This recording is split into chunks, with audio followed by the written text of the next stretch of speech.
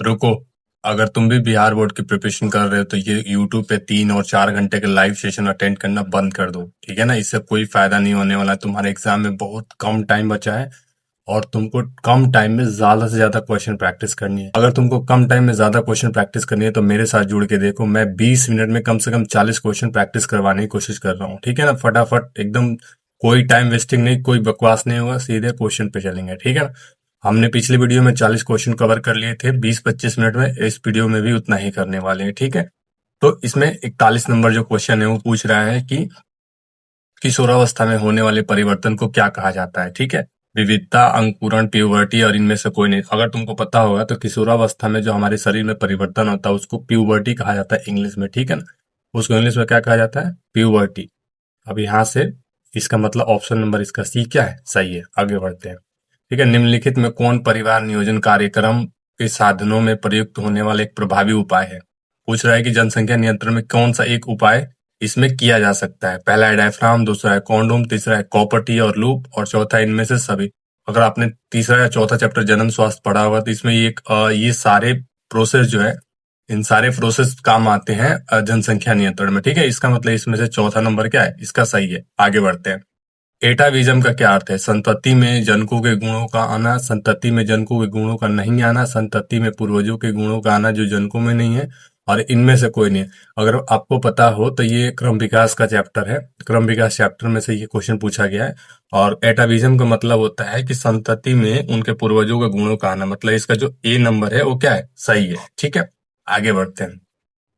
बहुत easy question है सब। किसी जीव में जीनी संरचना क्या है? सबसे पहले मेंडल वाला नियम अगर पढ़े हो तो पता होगा। किसी जीव की जीन की संरचना जो होती है उसको जीनोटाइप कहते हैं, और बाहर से जो लक्षण दिखाई देते हैं उसको फिनोटाइप कहते हैं।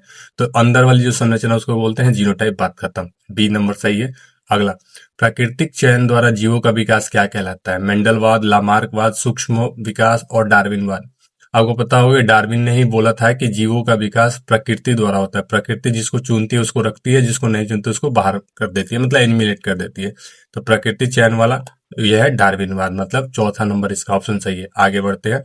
जैव आवर्धन प्रदर्शित करने वाला रसायन है, मतलब इसमें से बोल रहा है कौन सा एक यौगिक जो है कि जैव रसायन प्रदर्शित करता है? सीएफसी, एडीपी, एटीपी और डीडीटी। आपको पता है कि डीडीटी एक ऐसा कंपाउंड है कि जो क्या है कि यह जल्दी गलता नहीं है। पृथ्वी मतलब हमारी धरती पे जैसे प्लास्टिक है वो नहीं है, ये भी इस तरह से अपघटित नहीं होता है। तो डीडीटी बहुत लंबे समय तक वातावरण में बने रहते हैं, जो जैव आवर्धन प्रदर्शित करता है। इसका मतलब इसका चौथा नंबर सही है। बहुत इजी क्वेश्चन है। अब इसमें अगला क्वेश्चन जो पूछ रहा है, प्राथमिक उपभोक्ता कहलाते हैं अपघटक, सर्वाहारी, मांसाहारी या शाकाहारी? सबसे पहले प्राथमिक उपभोक्ता कौन होते हैं? जो उत्पादक को खाते हैं, मैंने पेड़ पौधों को खाते हैं। तो प्राथमिक उपभोक्ता पेड़ पौधों कौन खाता है? शाकाहारी खाता है। तो इसका मतलब चौथा नंबर इसका आंसर क्या है? सही है। अगला क्वेश्चन, सीएफसी का व्यापक उपयोग होता है जेट इंजनों में, रेफ्रिजरेटरों में, एयर कंडीशनरों में और इनमें से सभी। सीएफसी मतलब क्लोरोफ्लोरोकार्बन का उपयोग कहाँ पे होता है, ठीक है। तो अगर पता हो तो प्रदूषण वाला लास्ट चैप्टर पढ़े होगे, बायोलॉजी में या केमिस्ट्री में भी है ये। तो ये सीएफसी का उपयोग हर जगह किया जाता है, जेट इंजन में भी, फ्रिज में भी, एसी में भी, सब में। इसका मतलब इसका चौथा नंबर सही है, इनमें से सभी। अगला क्वेश्चन, ये क्वेश्चन पूछ रहा है ब्यूटेन के कितने समावयवी संभव है? ब्यूटेन ब्यूटेन जो है CH4 के कितने तो इसके दो ही समावयवी संभव हो सकते हैं। इसका मतलब पहला ऑप्शन इसका क्या है? सही है। अगला क्वेश्चन, मीथेन का अणु का आकार होता है। मीथेन का अणु का मतलब बीच में क्या होता है? सी होता है। बीच में क्या है? सी। और चारों तरफ से इसके हाइड्रोजन इस तरह से लगे होते हैं। इसमें एच, एक ये एच रहेगा, ठीक है, एक ये एच रहेगा, एक ये एच रहेगा, और साथ में एक ये एच भी रहेगा। मीथेन का जो अणु सूत्र होता है तो वो होता है समचतुष्फलकीय, ठीक है ना। सी नंबर इसका आंसर सही है। अगला क्वेश्चन, कार्बनिक यौगिकों में कार्बन की संयोजकता कितनी होती है? हर जब भी कार्बनिक यौगिक देखोगे तो कार्बन की संयोजकता कितनी उसमें होनी चाहिए? 4 होनी चाहिए। 4 से कम नहीं होनी चाहिए, 4 से ज्यादा भी नहीं होनी चाहिए। क्योंकि कार्बन जो है वो ना तो इलेक्ट्रॉन दे सकता है ना इलेक्ट्रॉन ले सकता है। वो क्या करता है? सिर्फ और सिर्फ वो शेयरिंग करके इलेक्ट्रॉन को यौगिक बनाता है, ठीक है। निम्नलिखित में से कौन संतृप्त हाइड्रोकार्बन? आपको बताया था कि एल्केन जो है जिसमें खाली सिंगल बॉन्ड हो वही संतृप्त हाइड्रोकार्बन हो सकते हैं।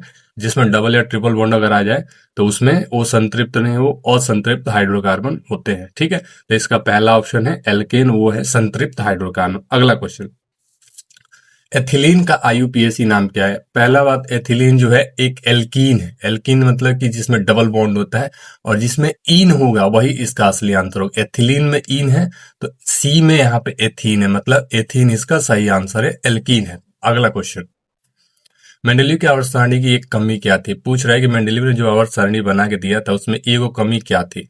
ठीक है, तो उसमें पहला ऑप्शन, ऑक्सीजन को सही स्थान नहीं देना, क्लोरीन को उचित स्थान न देना, हाइड्रोजन को उचित स्थान न देना।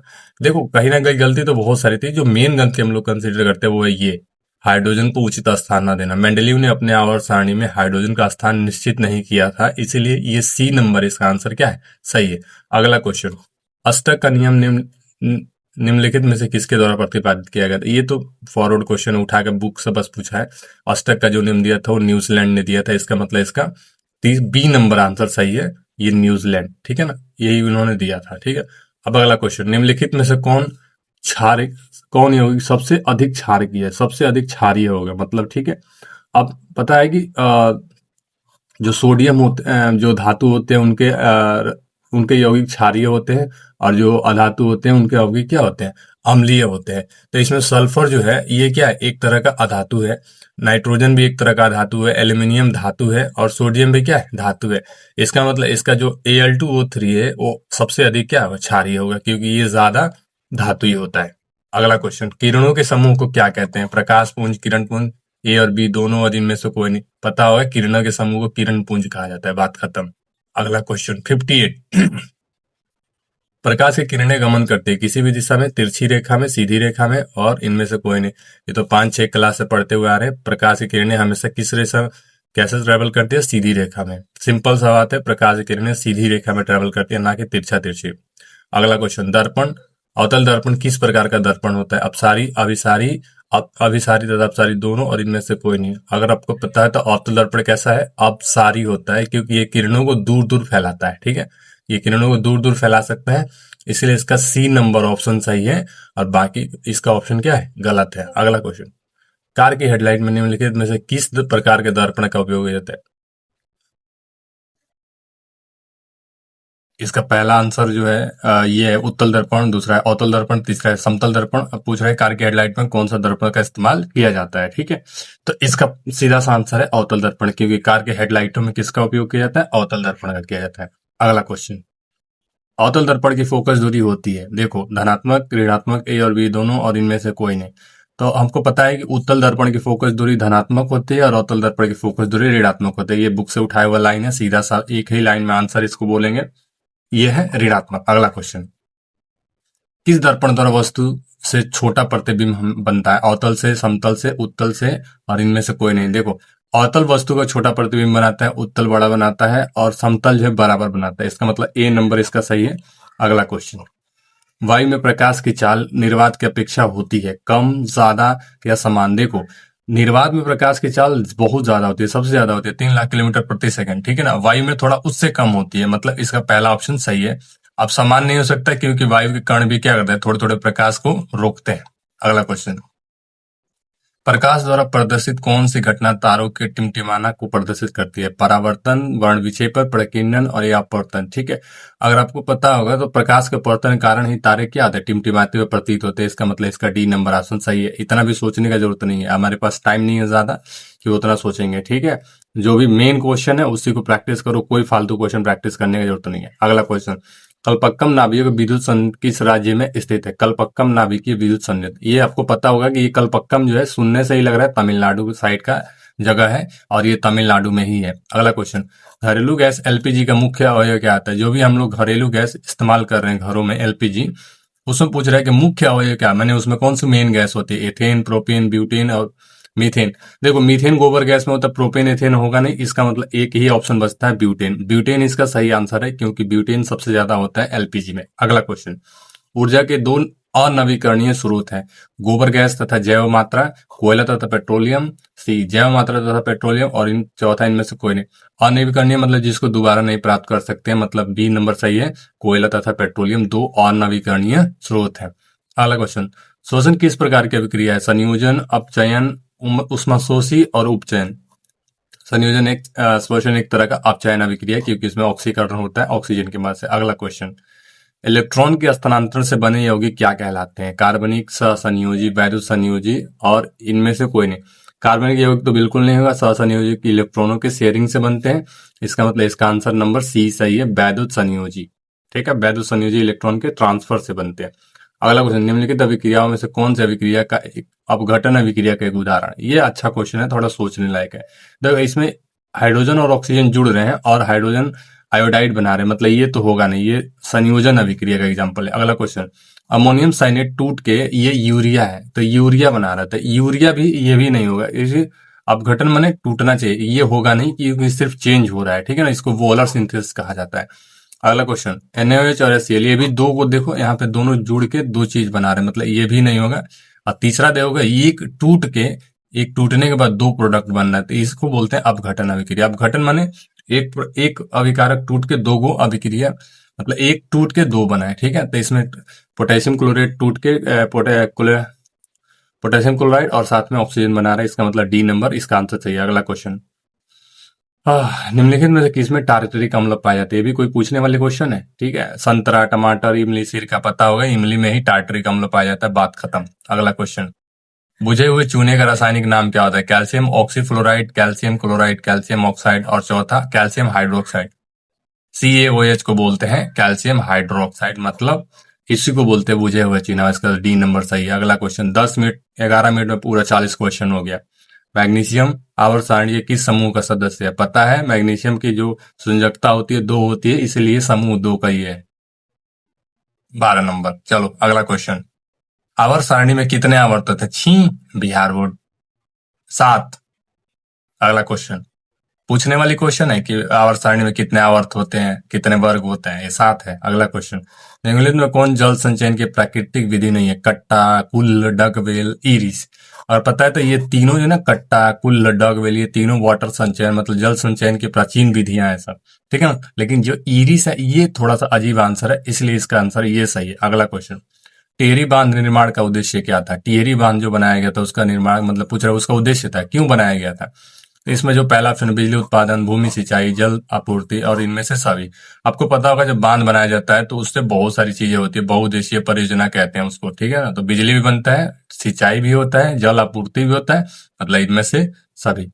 अगला क्वेश्चन, अपशिष्ट प्रबंधन की नई अवधारणा क्या है? अपशिष्ट प्रबंधन माने कचरे को कैसे हम लोग कम कर सकते हैं या प्रबंधित कर सकते हैं। ठीक है, इसका पहला ऑप्शन है पुनः उपयोग, पुनः चक्रण, कमी और इनमें से सभी। देखो पुनः उपयोग मैंने एक चीज को दोबारा तिबारा इस्तेमाल करना जिससे उसका यूज थोड़ा सा ज्यादा दिन तक हो। पुनः चक्रण मैंने अगर कोई खराब चीज है उसको फिर से रिसाइकलिंग करके यूज करना। तीसरा कमी और चौथा इनमें से सभी। इसमें से ये चौथा नंबर इनमें से सभी सही आंसर है। अगला क्वेश्चन, कचरे को हम लोग कैसे कर सकते हैं कम? इसी से ना, दोबारा उपयोग करके, चाहे उसको रिसाइकल करके, चाहे कम कचरा पैदा करके, इस तरह से। निम्नलिखित में कौन नवीकरणीय संसाधन है? निम्नलिखित में कौन नवीकरणीय संसाधन है? कोयला, वन, पेट्रोलियम और इनमें से कोई नहीं। देखो नवीकरणीय मतलब जिसको दोबारा प्राप्त किया जा सकता है। अगर कोयला खत्म हो जाएगा तो नहीं बनेगा, लाखों करोड़ों साल लगेंगे। सेम पेट्रोलियम का भी वही हाल है। लेकिन जो वन है उसको अगर काट दिया जाए तो फिर से वन उग सकते हैं। इसका मतलब वन जो है नवीकरणीय संसाधन, उसको दोबारा हम लोग प्राप्त कर सकते हैं। अगला क्वेश्चन, निम्नलिखित में बायोगैस का मुख्य घटक क्या है? देखो वहां पे एलपीजी का पूछा था, यहाँ पे पूछ रहा है बायोगैस। ठीक है ना, बायोगैस का मुख्य घटक कार्बन डाइऑक्साइड, हाइड्रोजन सल्फाइड, जलवाष्प और मीथेन। देखो ये सारे थोड़े थोड़े तो बनते हैं, लेकिन जो मेन गैस होता है वो है मीथेन। बायोगैस का मेन घटक कौन सा होता है? मीथेन होता है। अगला क्वेश्चन, पेप्टिक अल्सर हो सकता है। ठीक है, सेकंड चैप्टर का है, शायद फर्स्ट चैप्टर का ये क्वेश्चन है। अल्सर जो पेट में होता है, उस पूछ रहे हैं कि पेप्टिक अल्सर क्यों होता है, मतलब हो सकता है किससे? कम भोजन खाने से, सामान्य भोजन खाने से, लंबे समय तक भूखे रहने से और इनमें से कोई नहीं। देखो कम भोजन खाने से नहीं होता है, क्योंकि थोड़ा बहुत भी अगर हम खाते रहेंगे तो पेप्टिक अल्सर होने का खतरा नहीं रहता है। दूसरा, सामान्य भोजन खाने से, सामान्य भोजन खाएंगे तो कोई दिक्कत नहीं होगा।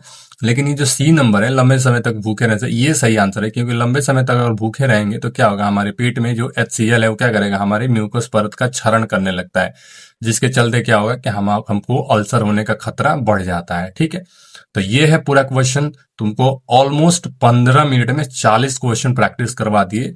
अगर इस तरह से अगर क्वेश्चन प्रैक्टिस करोगे तो ज्यादा से ज्यादा क्वेश्चन प्रैक्टिस कर पाओगे।